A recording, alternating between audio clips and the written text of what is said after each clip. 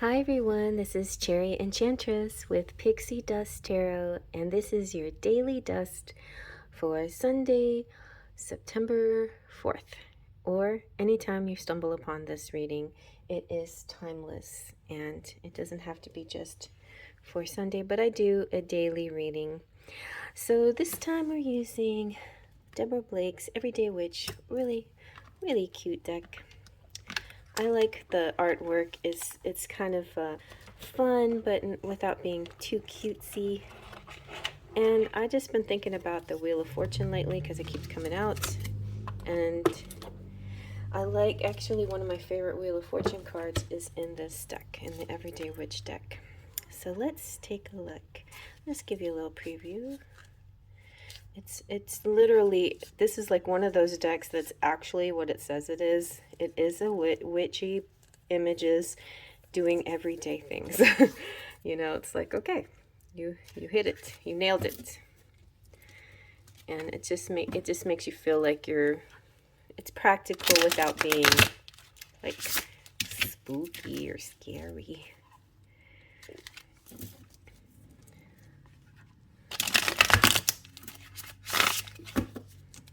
Basically, it's just like regular people with witch hats on. And of course, flying broomsticks and stuff like that. So, okay, let's take off the top. We have Justice. She's peeking. No, Faery, you're peeking. Oh my god, that looks like my cats, except my cats are both black, but they, well, I have a black and white, and a black and an orange, but they like to be territorial. And then we have, okay, we have the Seven of Pentacles. Very nice. Very nice. And the Four of Pentacles. Okay. Not too bad. He feels sort of like in like his own personal prison a little bit. Like this is a bit of holding on to things so much that you're not even stepping out the door kind of energy. So this book, this box is really big. That's why I had to zoom out for it. So now we're going to zoom into the cards.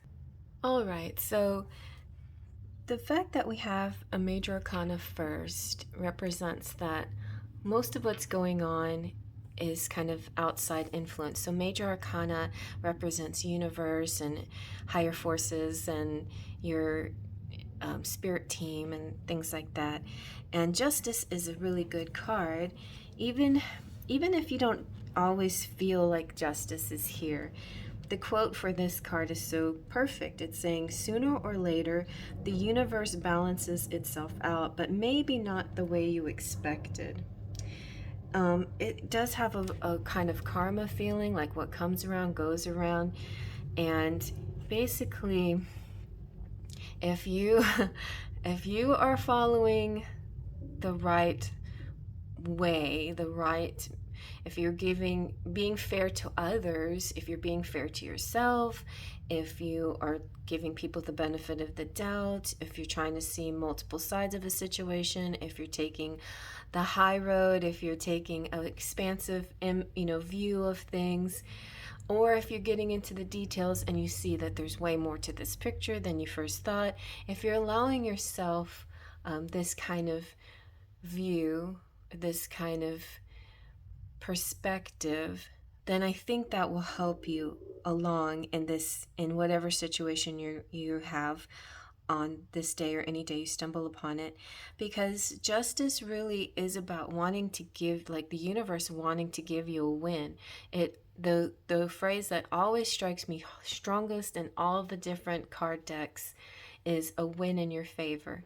So generally, this is a win in your favor. It would be like 90% a win in your favor. But there is also the 10% chance that there's something that you did that wasn't quite cool, wasn't great, and you're going to see some results from that. This is saying that sometimes you will feel, or you will see, or you will experience the repercussions or the results of some kind of actions, right? So just that's why it's important to be fair, to always have those kind of actions that consider everyone involved, not just yourself, not out of a selfish place, but out of an unconditional loving place. And then you will find your balance.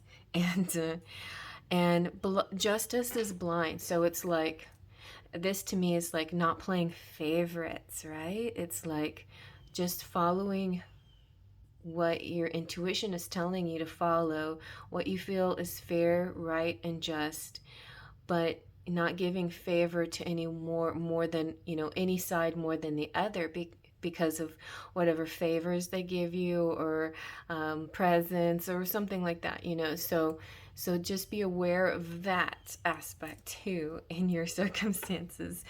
But at the same time, if you have you do tend to want to give and share with the person who gives back a lot. It does feel right to share more with the person who is naturally receptive and reciprocating. And so, but I just feel like in general, I think there is this sense to treat everyone equally, even if it's not always reciprocated. See? It's kind of Aquarian too. It's like a Libra mixed with Aquarius, because Aquarians do that. They treat people, no matter what their stature, whatever their background is, they treat everyone the same way, or that's the way they kind of philosophize.